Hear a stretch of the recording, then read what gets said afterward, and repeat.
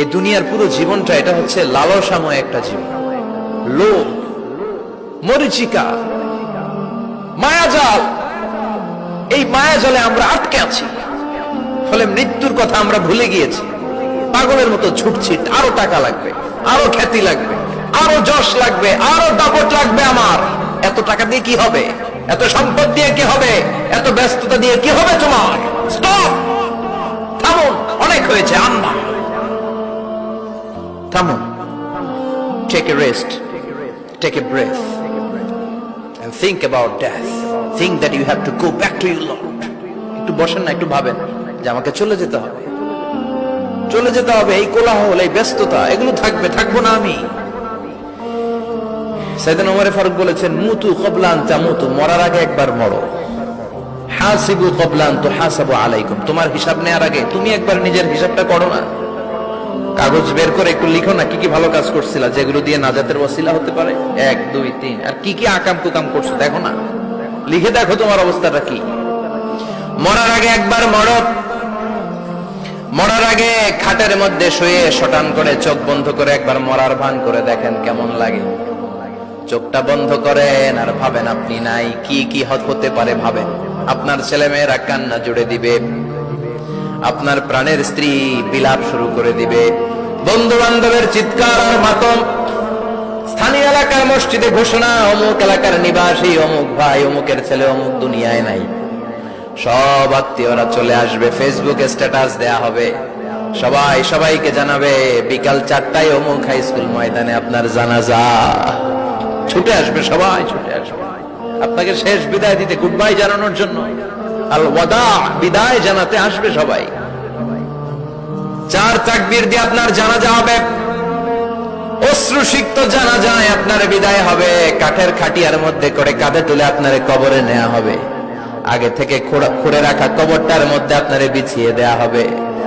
বাঁশের কচি দিয়ে তার উপরে মাটির চাপা দিয়ে সব চলে যাবে।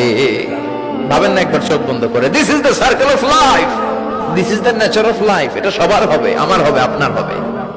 এত মায়া, এত ভালোবাসা কই যাবে? কেউ থাকবে না, সবাই আপনার অন্ধকার কবরে রেখে দিয়ে চলে আসবে। উপরে বাঁশের কঞ্চি, তার উপরে মাটির চাপা, অন্ধকার আর অন্ধকার। এই অন্ধকার যেন শেষ হতে চায় না, শুধুই অন্ধকার, ঠিক কিনা? এজন্য আমাদের চলে যেতে হবে। দাদা গেল, চাচা গেল, মামা গেল, আমাদেরকেও যেতে হবে, জোরে কোন ঠিক কিনা? একদিন মাটির ভেতরে হবে ঘরে মন আমার, কেন বন্ধ দালান ঘর, প্রাণ পাখি উড়ে যাবে পিঞ্জর ছেড়ে।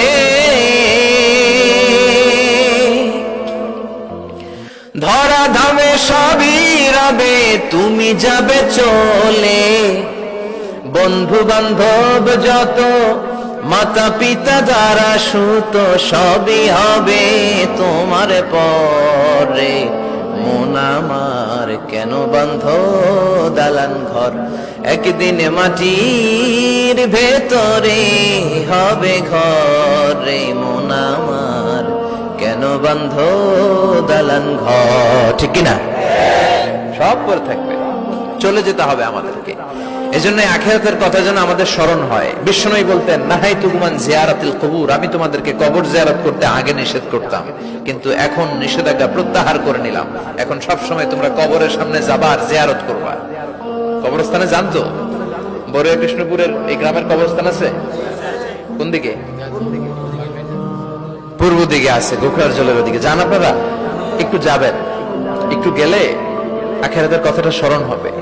ওখানে ছোট শিশুরা শুয়ে আছে, কিশোর যুবকরা আছে, আপনার মতো তাগড়া যুবক, মুরব্বীরা আছে। এরা এই এলাকায় থাকতো, এরা আকাশ থেকে নেমে আসে না, এই এলাকার সন্তান, আজ নাই। একটা সার্টেন পিরিয়ড শেষে আপনিও থাকবেন না।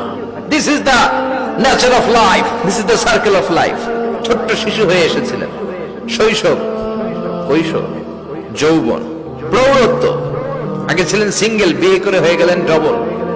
এরপরে আল্লাহ আপনাকে একটা মেয়ে দিল, এরপরে মেয়েকে বিয়ে দিয়ে শ্বশুর হলেন, এরপরে ওই মেয়ের ঘরে সন্তান হতে নানা হলেন। আর কতদিন? অনেক দিন হলো তো, অনেক লম্বা সময় পেয়েছেন আপনি। Think about death.